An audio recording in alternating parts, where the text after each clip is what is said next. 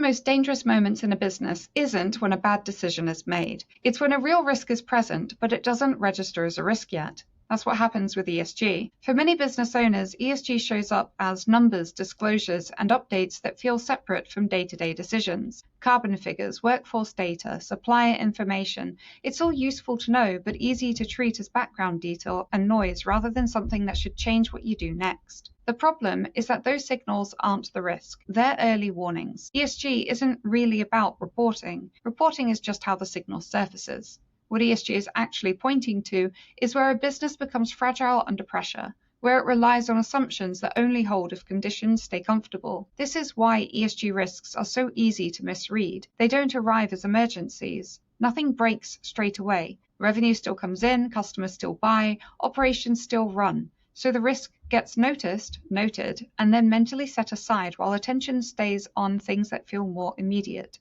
That's where strategic blindness starts to form. Strategic blindness isn't ignorance. It's what happens when risk is visible, but it doesn't fit the way decisions are normally made. The information is there, but it doesn't feel decisive, so it never quite shapes priorities. Over time, exposure builds quietly, and the business becomes more sensitive to changes it isn't actively planning for. Regulations tighten, expectations shift, people disengage, and supply becomes less reliable.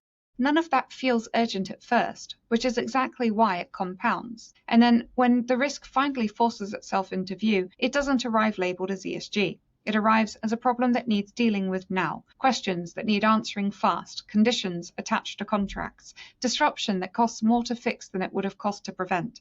And at that point, the business isn't choosing between options anymore. It's reacting, because the space to choose has already narrowed. This isn't a failure of intelligence or effort, it's a framing failure. Until ESG is understood as a way of spotting where a business is quietly exposed, not just a way of producing reports, strategic blindness is almost guaranteed. The risk stays visible but unmanaged, right up until the moment it becomes unavoidable. And by then, the cost of acting is always higher than the cost of seeing it earlier. Please repost if you found this summary insightful. Tomorrow, I'll be exploring why ESG breaks under performance logic. See you then.